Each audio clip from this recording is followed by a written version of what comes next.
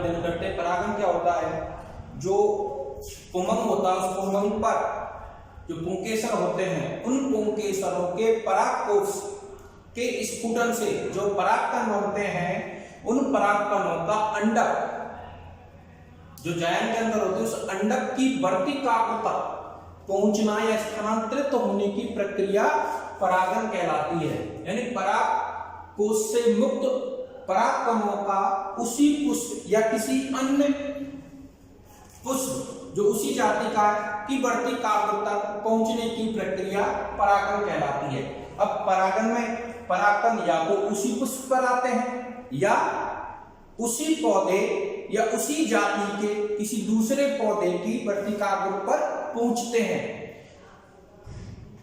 अब परागन के लिए परिस्थितियां भी होनी चाहिए। क्या क्या परिस्थितियां अनिवार्य है?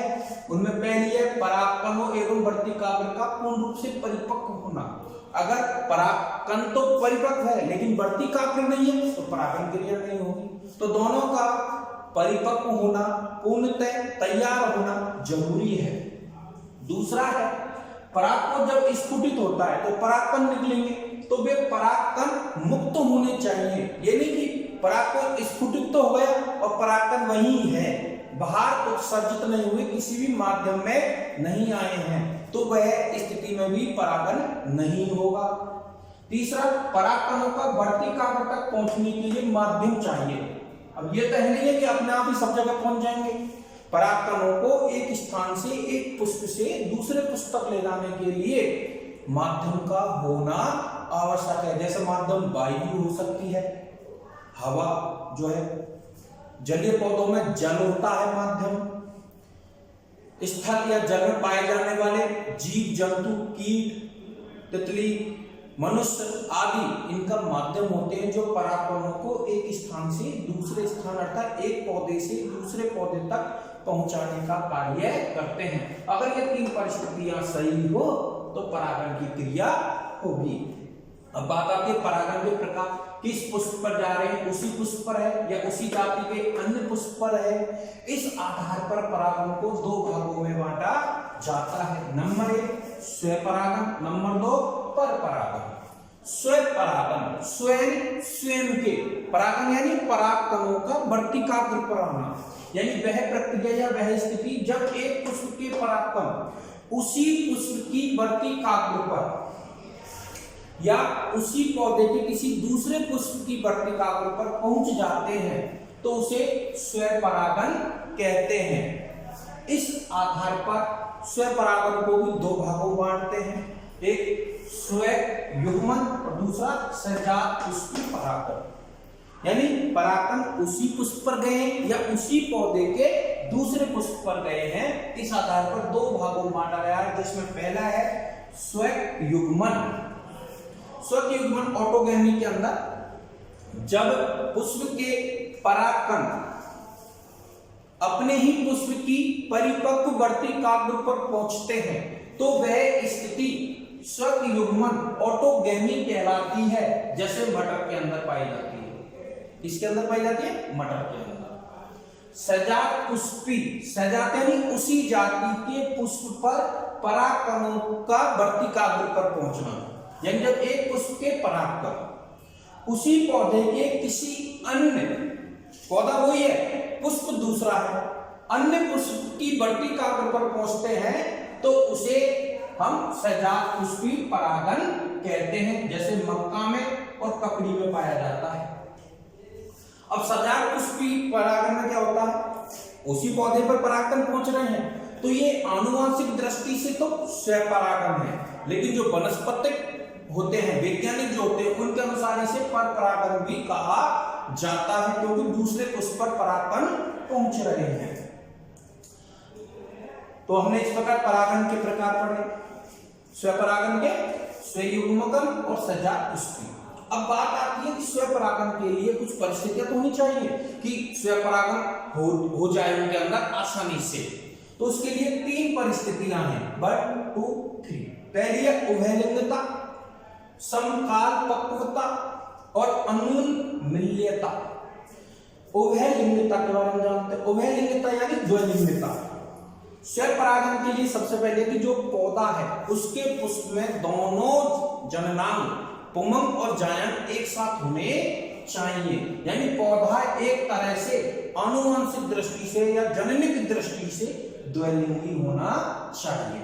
जैसे मटर अगर द्विलिंगी है तो उसी पौधे के परागकण उसी पौधे के पुष्प की बढ़ती काव्य पर पहुंच जाएंगे। दूसरा है समकाल पक्वता। समय समान काल यानी उनके परिपक्वन का समय। किसका? पुंमंग के अंदर परागकणों का और अंडक के अंदर अंड कोशिका का। तो पुंमंग एवं जायंग दोनों एक साथ परिपक्व होने चाहिए। दोनों एक साथ परिपक्व होंगे तो पुंमंग से परागकण निकलकर जायंग की बढ़ती काव्य पर पहुंच जाएंगे। इस समय परागकोश के स्फुटन जब होगा यानी परागकोश से परागकण निकलेंगे उस समय उस पुष्प की जो बढ़ती काव्य है वो उन परागकणों को ग्रहण करने के लिए अनुकूलित होनी चाहिए, यानी परागकण ग्राही होनी चाहिए। उदाहरण गुल अब्बास में इस प्रकार की स्थिति पाई जाती है जिसे मिराबिलिस कहते हैं। दूसरा सदाबहार कैथेरेंथस पौधे में ये स्थिति पाई जाती है। अगला है तीसरा जो अनुकूलन है वो है अनुन्मील्यता। इसके अंदर क्या होता है कि जो पुष्प होते पौधे के वो सदैव के लिए बंद रहते हैं, किसी भी परिस्थिति में वो खुलते नहीं है, यानी पुष्प हमेशा बंद रहते हैं। वो स्थिति अनुन्मील्यता कहलाती है जो मुख्य रूप से वायरोला और कनकोआ पौधों में पाई जाती है। जब पुष्प बंद रहेंगे तो पुष्प के परागकण पुष्प से बाहर नहीं जाएंगे।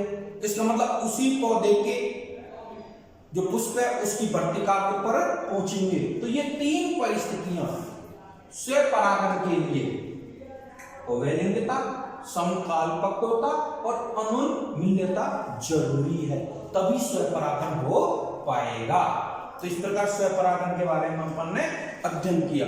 अब परागण का जो दूसरा प्रकार है परपरागण, इसके बारे में बात करते हैं। पर यानी पराय, परागण यानी परागकणों का बढ़ती काव्य पर पहुंचना, यानी पराय पुष्प पर एक पौधे के पुष्प के परागकणों का उसी जाति के किसी दूसरे पौधे के बढ़ती पुष्प की बढ़ती काव्य पर पहुंचने की जो प्रक्रिया होती है उसे परपरागण कहते हैं। यानी जब एक पौधे के पुष्प के परागकण उसी जाति के किसी अन्य पौधे के पुष्प की बढ़ती काव्य पर स्थानांतरित हो जाते हैं तो उसे परपरागण कहते हैं। इसे दूसरे नाम से सजात परागण, जैनोगेमी, सजात यानी उसी जाति के दूसरे पौधे के पुष्प की बढ़ती काव्य पर परागकणों का पहुंचना, वो परपरागण कहलाता है। अब परपरागण के लिए भी अनुकूलन होने चाहिए, जैसे स्वपरागण के लिए अनुकूलन थे उसी प्रकार से परपरागण के लिए अनुकूलन होने चाहिए। तो स्वबद्धता, में किसी कार्यबद्ध संरचना में पुंकेसर और बढ़ती काव्य में कुछ संरचनात्मक विवाद हो। दूसरा भिन्न कालपक्वता, यानी बढ़ती काव्य और परागकोश का अलग अलग समय पर परिपक्व होना, जो दो प्रकार की होती है, पुंपूर्वता और स्त्री पूर्वता। इसमें तो पहले पुंकेसर परिपक्व हो जाएंगे और इसमें बढ़ती काव्य पहले परिपक्व होंगे। तीसरा अवरुद्ध परागणता, ये हरकोकेंद्री, दोनों के मध्य संरचनात्मक अवरोध पाया जाएगा। और विषम बढ़ती कात्व, चौथा क्या? विषम बढ़ती कात्व, यानी बढ़ती काव्य और पुंकेसर के आकार में लंबाई में अंतर होना। लंबाई में अंतर के कारण परिस्थितियां परपरागण जैसी बन जाती हैं। तो इनके बारे में हम एक एक करके लेते हैं। पहले लेंगे स्वबद्धता।